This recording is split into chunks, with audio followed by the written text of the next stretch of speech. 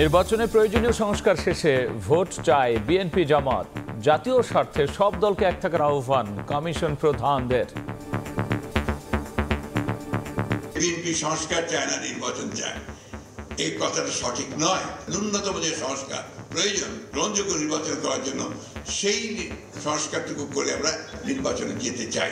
একটা সুষ্ঠু নির্বাচনের জন্য যে সংস্কারগুলো মিনিমাম প্রয়োজন সেগুলো সম্পন্ন করতে সুযোগ দিতে হবে। রাজনৈতিক সংস্কৃতি সংস্কারের প্রশ্নটাও আপনারা বিবেচনা করুন। একতাবদ্ধ হইতে হবে।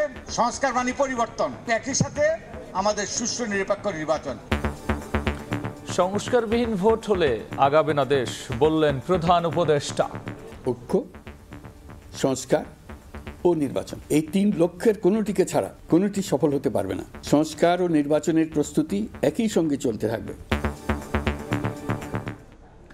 দেখছিলেন প্রধান শিরোনাম। সন্ধ্যার সময় সঙ্গে আছি আমি গোলাম রাব্বি। এবার অন্যান্য শীর্ষ সংবাদ। 16 বছরে কোনো নেতা পায়নি দেশ, তৈরি হয়েছে দালাল, পঞ্চগড়ে সার্জেস। বললেন দল নয়, রাজনৈতিক শক্তি হিসেবে কাজ করবে জাতীয় নাগরিক কমিটি।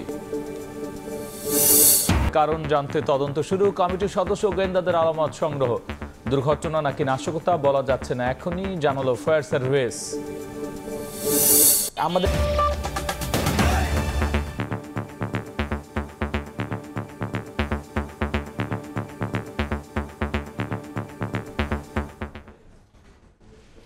সময় যত গড়াবে সংকট তত বাড়বে, এমন মন্তব্য করে ন্যূনতম সংস্কার শেষে নির্বাচন দেওয়ার আহ্বান জানিয়েছেন বিএনপির মহাসচিব মির্জা ফখরুল ইসলাম আলমগীর।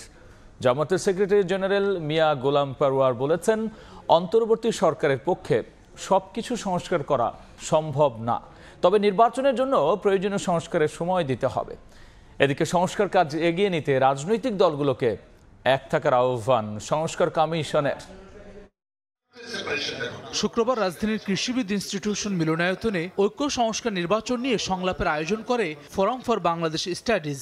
ঐক্য কোন পথের শিরোনামে প্রথম অধিবেশনে অংশ নেন সরকারের উপদেষ্টা, রাজনীতিবিদ, সংস্কার কমিশনের প্রধান, সুশীল সমাজের প্রতিনিধিরা। বক্তারা বলেন, জন আকাঙ্ক্ষা পূরণে সংস্কার এগিয়ে নিতে রাজনৈতিক শক্তিগুলোকে এক থাকার বিকল্প নেই। একদিকে যেমন প্রাতিষ্ঠানিক সংস্কারের কথা আসছে, পাশাপাশি রাজনৈতিক সংস্কৃতি সংস্কারের প্রশ্নটাও আপনারা বিবেচনা করুন। আমাদের একতাবদ্ধ হইতে হবে, পরিবর্তন করতে হবে। সংস্কার মানে পরিবর্তন, গণতান্ত্রিক উত্তরণ মানে আমার নিজের মধ্যে পরিবর্তন, পদ্ধতির পরিবর্তন, প্রক্রিয়ার পরিবর্তন, প্রতিষ্ঠানের পরিবর্তন এবং একই সাথে আমাদের সুষ্ঠু নিরপেক্ষ নির্বাচন। ফ্যাসিবাদের দোসররা প্রশাসনে বসে আছে উল্লেখ করে বিএনপি মহাসচিব মির্জা ফখরুল ইসলাম আলমগীর বলেন, নির্বাচনে যত দেরি হবে ততই সমস্যা বাড়বে। আর জামায়াতের সেক্রেটারি জেনারেল বলেন, অন্তর্বর্তী সরকারের পক্ষে সবকিছু সংস্কার করা সম্ভব না, নির্বাচনের জন্য প্রয়োজনীয় সংস্কার শেষ হলেই হতে পারে ভোট। কিছু কিছু বক্তব্য আসছে যে বিএনপি সংস্কার চায় না, নির্বাচন চায়, এই কথাটা সঠিক নয়। আমরা বারবার করে বলছি যে আমরা প্রয়োজনীয় সংস্কারটাকে শেষ করতে, ন্যূনতম যে সংস্কার প্রয়োজন একটা নির্বাচন করার জন্য, গ্রহণযোগ্য নির্বাচন করার জন্য, সেই সংস্কারটুকু করে আমরা নির্বাচনে যেতে চাই। রাষ্ট্রের সমস্ত অর্গান পলিটিসাইজ হয়েছে এবং করাপ্ট হয়েছে। এটা একটা অন্তর্বর্তীকালীন সরকারের পক্ষে সবকিছু সংস্কার করা সম্ভব নয়। It will take time. কিন্তু একটা সুষ্ঠু নির্বাচনের জন্য যে সংস্কারগুলো মিনিমাম প্রয়োজন সেগুলো সম্পন্ন করতে সুযোগ দিতে হবে। এবার সংস্কার না করা গেলে দেশ আবারও পিছিয়ে যাবে উল্লেখ করে ফ্যাসিবাদকে প্রতিহতে প্রস্তুত থাকার আহ্বান দুই উপদেষ্টার। খালি ঐক্যের কথা বললাম কিন্তু প্রতিহতর জন্য তৈরি থাকলাম না, নিয়ন্ত্রণটা ছেড়ে দিবেন না। এই পরিবর্তনের দায়, পরিবর্তনের দায়িত্ব আমাদেরকে সকলকেই নিতে হবে। এখন রাজনৈতিক নেতৃবৃন্দের সেইখানে ভূমিকাটা অনেক বড়। 2 দিন ব্যাপী এ সংলাপের 5 অধিবেশনে অংশ নেবেন রাজনীতিবিদ, বিশ্লেষক, শিক্ষক সহ বিভিন্ন পেশাজীবীরা। হাসান ওয়ালি, সময় সংবাদ, ঢাকা। এদিকে সংস্কারবিহীন নির্বাচন হলে দেশ আগাবে না উল্লেখ করে প্রধান উপদেষ্টা ডক্টর মোহাম্মদ ইউনূস বলেছেন, সংস্কার আর নির্বাচনের প্রস্তুতি একসঙ্গে চলবে। সকালে রাজধানীর কৃষিবিদ ইনস্টিটিউশনে ঐক্য সংস্কার নির্বাচন শীর্ষক সংলাপের উদ্বোধনী পর্বে ভিডিও বার্তায় সংস্কার কাজে নাগরিকদের অংশগ্রহণের আহ্বান জানিয়েছেন তিনি। বলেছেন, অভ্যুত্থান বিরোধীদের অব্যাহত চক্রান্ত জাতির ঐক্য আরও মজবুত করেছে। রক্তক্ষয়ী আন্দোলনের পরে গণ অভ্যুত্থানের আকাঙ্ক্ষার পটভূমিতে শুরু হয়েছে 2 দিন ব্যাপী জাতীয় সংলাপ। রাজধানীর কৃষিবিদ ইনস্টিটিউশনে ফোরাম ফর বাংলাদেশ স্টাডিজের উদ্যোগে ঐক্য সংস্কার নির্বাচন শীর্ষক সংলাপের উদ্বোধনী পর্বে ভিডিও বার্তা দেন প্রধান উপদেষ্টা ডক্টর মোহাম্মদ ইউনূস। সকল নাগরিককে আমার সালাম। অধ্যাপক ইউনূস বলেন, সংস্কার আর নির্বাচনের প্রস্তুতি একসঙ্গে চলবে। ঐক্যবিহীন সংস্কার কিংবা সংস্কারবিহীন নির্বাচন কোনোটিই অর্থবহ হবে না। এ সময় সংস্কার কাজে নাগরিকদের অংশগ্রহণ করার আহ্বান জানান প্রধান উপদেষ্টা। ঐক্য, সংস্কার ও নির্বাচন, এই 3 লক্ষ্যের কোনোটিকে ছাড়া কোনোটি সফল হতে পারবে না। ঐক্যবিহীন সংস্কার কিংবা সংস্কারবিহীন নির্বাচন বাংলাদেশকে এগিয়ে নিতে পারবে না। সংস্কারের যে মহান দায়িত্ব ঐতিহাসিক কারণে আমাদের কাছে এসে গেছে, এই দায়িত্ব আমাদের প্রত্যেককে, প্রতি নাগরিককে, রাজনৈতিক দলকে, প্রতিটি সামাজিক, অর্থনৈতিক, ব্যবসায়িক এবং ধর্মীয় জনগোষ্ঠীর প্রত্যেককে দৃঢ়তার সঙ্গে সংস্কারের মহাযজ্ঞে আনন্দের সঙ্গে ঝাঁপিয়ে পড়তে হবে। সংস্কার ও নির্বাচনের প্রস্তুতি একই সঙ্গে চলতে থাকবে। প্রধান উপদেষ্টা আরও বলেন, গণ অভ্যুত্থান বিরোধী শক্তি ঐক্যে ফাটল ধরানোর ষড়যন্ত্র করলেও গত 5 মাসে এই ঐক্য আরও সুদৃঢ় হয়েছে। জুলাই অভ্যুত্থান আমাদেরকে ঐতিহাসিক মাত্রায় বলীয়ান করেছে। গত 5 মাসে এই ঐক্য আরও শক্তিশালী হয়েছে। গণ অভ্যুত্থানের বিরুদ্ধ শক্তি আমাদের মধ্যে ভাঙন সৃষ্টি করার ক্রমাগত প্রয়াস চালাতে থাকায় আমাদের ঐক্য আরও মজবুত হচ্ছে। এই ঐক্যের জোরেই এখন আমরা অসাধ্য সাধন করতে পারি। এখনই আমাদের সর্বোচ্চ সুযোগ। এমন অর্থনীতি গড়ে তুলতে হবে যেটা সকল নাগরিকের জন্য সম্পদের ও সুযোগের বৈষম্যহীনতার নিশ্চয়তা প্রদান করবে।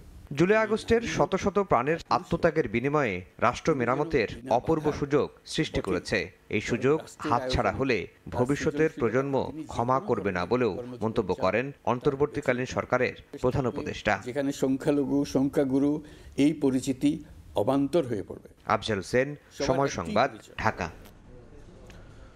দণ্ডপ্রাপ্ত হলে শেখ হাসিনা সহ আওয়ামী লীগ নেতারা জাতীয় নির্বাচনে অংশ নিতে পারবেন না জানিয়েছেন attorney general advocate Asaduzzaman. Awami League না এলেও নির্বাচন প্রশ্নবিদ্ধ হবে না বলে মনে করেন তিনি। অন্যদিকে মামলা নিষ্পত্তির কারণে বেগম খালেদা জিয়ার পরবর্তী নির্বাচনে অংশগ্রহণে বাধা নেই বলেও জানান রাষ্ট্রের প্রধান আইন কর্মকর্তা।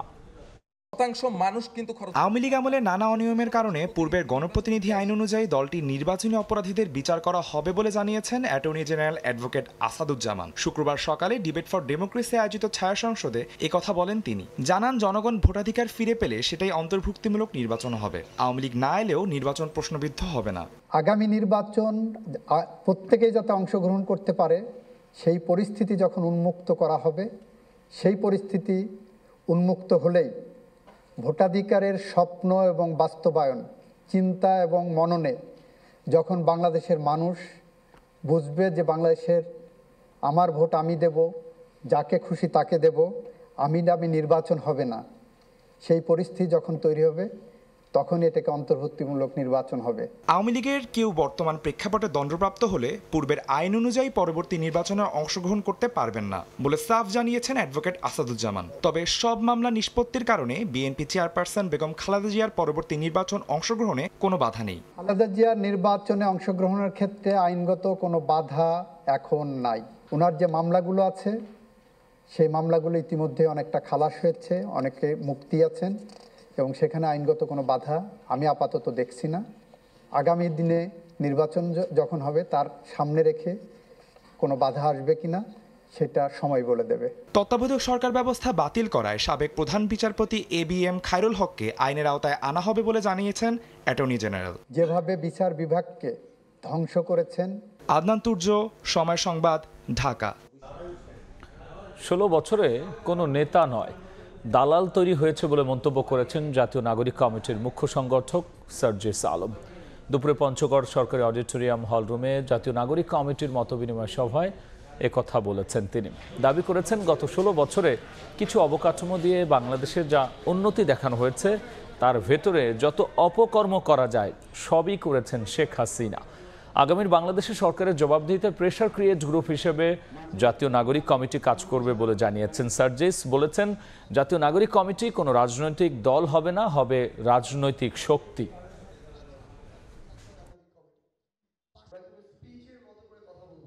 জাতীয় নাগরিক কমিটি এই নামে আগামী বাংলাদেশে কোনো রাজনৈতিক রেজিস্ট্রেশন প্রাপ্ত যে দল হয় এরকম হবে না, কিন্তু জাতীয় নাগরিক কমিটি একটি রাজনৈতিক শক্তি, কিন্তু রাজনৈতিক শক্তি যেটি হবে এটি হচ্ছে লিডারশিপ তৈরি করবে আগামী বাংলাদেশে।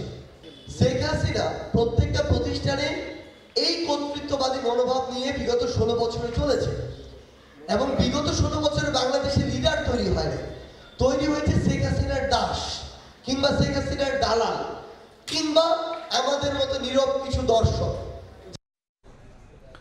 দেশ অস্থিতিশীল করতে বিভিন্ন পক্ষ ষড়যন্ত্র করছে উল্লেখ করে নেতাকর্মীদের সজাগ থাকার আহ্বান জানিয়েছেন জামায়াতে ইসলামীর নেতারা।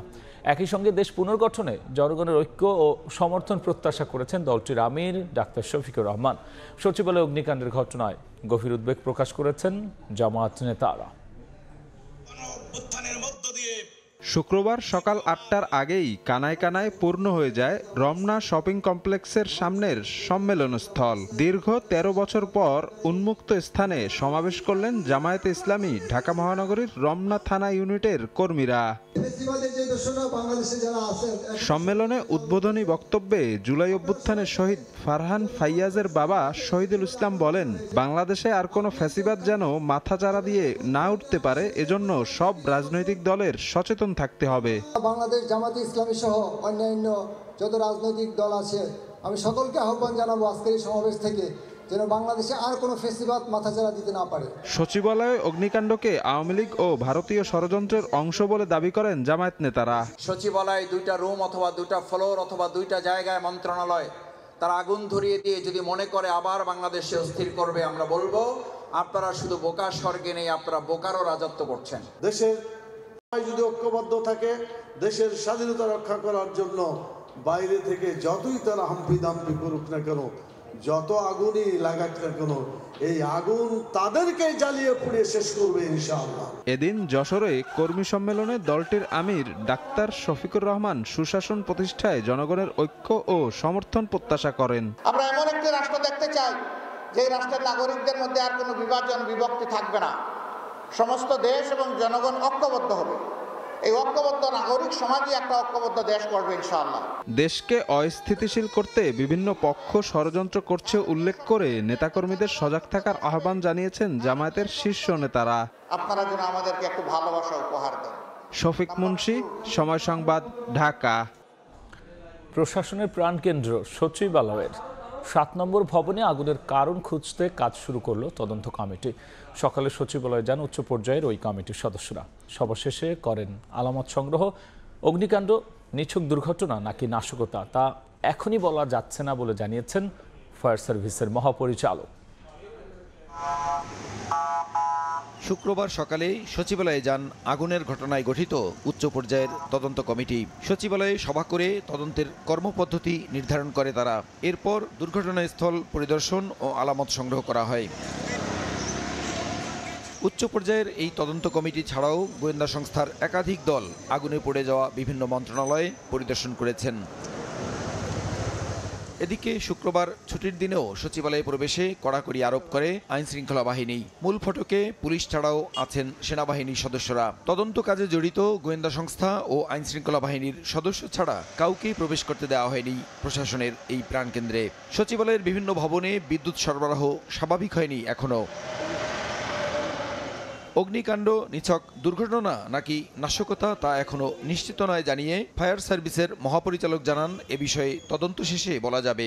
তদন্তের কাজটা শুরু করছে, এখনো আমাদের পক্ষে কোনো কিছু বলা সম্ভব না। আমরা ভিজিট করেছি, সবাই দেখেছি, পরে এটা চাঁদপুরে জাহাজে 7 খুনের বিচার সহ 4 দফা দাবিতে সারা দেশে অনির্দিষ্টকালের কর্মবিরতি পালন করছে বাংলাদেশ নৌযান শ্রমিক ফেডারেশন। এতে বন্ধ জ্বালানি তেল, সার সহ বিভিন্ন পণ্য খালাস কার্যক্রম। তবে স্বাভাবিক আছে যাত্রী পারাপার। সকাল থেকে কয়েকটি জাহাজ মাঝ নদীতে অবস্থান করলেও বন্ধ পণ্য খালাস। শ্রমিকদের নিরাপত্তা, চাঁদপুরে জাহাজে 7 খুনের ঘটনার রহস্য উদ্ঘাটন এবং নিহতদের পরিবারকে ক্ষতিপূরণ দেওয়া সহ বিভিন্ন দাবি আদায় না হওয়া পর্যন্ত এই কর্মবিরতি চলবে বলে ঘোষণা দেন নৌ শ্রমিকরা। দুর্ভোগের বিষয় বিবেচনায় আপাতত যাত্রীবাহী নৌযান কর্মবিরতির আওতামুক্ত থাকবে। দূষণের জন্য দায়ী আতশবাজি ও ফানুসের আমদানি, উৎপাদন ও সরবরাহে নিষেধাজ্ঞার সুপারিশ করেছে বাংলাদেশ পরিবেশ আন্দোলনের যুগ্ম সম্পাদক। 31st নাইটকে কেন্দ্র করে শব্দ ও বায়ু দূষণ রোধে এবং যে কোনো ধরনের অপ্রীতিকর পরিস্থিতি এড়াতে আইনের যথাযথ প্রয়োগেরও কথা বলেছেন তিনি। ঢাকার বাতাস খুবই ঝুঁকিপূর্ণ, মানে আমাদের জন্যই এখনই অনেক বেশি দূষিত। মানুষ তো উৎসব উদযাপন করবে, কিন্তু তার জন্য যাতে অন্য কারো ক্ষতি না হয়, যেমন গত বছর একটা বাচ্চা মারা গেছে। এমনই এক পরিস্থিতিতে জাতীয় প্রেস ক্লাবে এ সংক্রান্ত একটি গবেষণার ফল প্রকাশ করেছে বায়ুমণ্ডলীয় দূষণ কেন্দ্র ক্যাপস। গবেষণায় দেখা গেছে 2017 সাল থেকে 2024 পর্যন্ত স্বাভাবিক দিনের তুলনায় 31 ডিসেম্বর রাত 11টা থেকে 1টা পর্যন্ত শব্দের মাত্রা বেড়েছে সর্বনিম্ন 42 থেকে সর্বোচ্চ 113% পর্যন্ত। পাশাপাশি এই 7 বছরে 31 ডিসেম্বর আর 1 জানুয়ারির মধ্যে বায়ু দূষণের মাত্রা বেড়েছে সর্বনিম্ন 6 থেকে সর্বোচ্চ 66% পর্যন্ত। আনন্দটাকে লিমিট করা যেতে পারে, ভিন্ন রকম ভাবে ভাবা যেতে পারে যে হয়তো অল্প আকারে যে কোনো একটা অনুষ্ঠান করা যেতে পারে একটা মাঠের মধ্যে। সংবাদ সম্মেলনে বক্তারা শব্দ ও বায়ু দূষণের ক্ষতিকর দিক তুলে ধরে আতশবাজি ও ফানুসের আমদানি, উৎপাদন ও সরবরাহের উপর নিষেধাজ্ঞার সুপারিশ করেন। শব্দ দূষণ নিয়ন্ত্রণ বিধিমালা 2006 এবং অন্যান্য পরিবেশ সুরক্ষা আইনের কার্যকর প্রয়োগ নিশ্চিত করতে হবে। সংবাদ সম্মেলনে শব্দ দূষণ বিধিমালা ও পরিবেশ সুরক্ষা আইনের কার্যকর প্রয়োগের দাবিও জানান তারা। পরিপত্র পরিবেশ মন্ত্রণালয় থেকে আমরা পেয়েছি। সাখাওয়াত হোসেন শাহ, সময় সংবাদ, ঢাকা। দেখছেন সন্ধ্যার সময়। কৃষিবিদ ইনস্টিটিউশনে ঐক্য সংস্কার নির্বাচন শীর্ষক সংলাপে বক্তব্য দিচ্ছেন তথ্য উপদেষ্টা নাহিদ ইসলাম। আমরা সরাসরি যাচ্ছি সেখানে।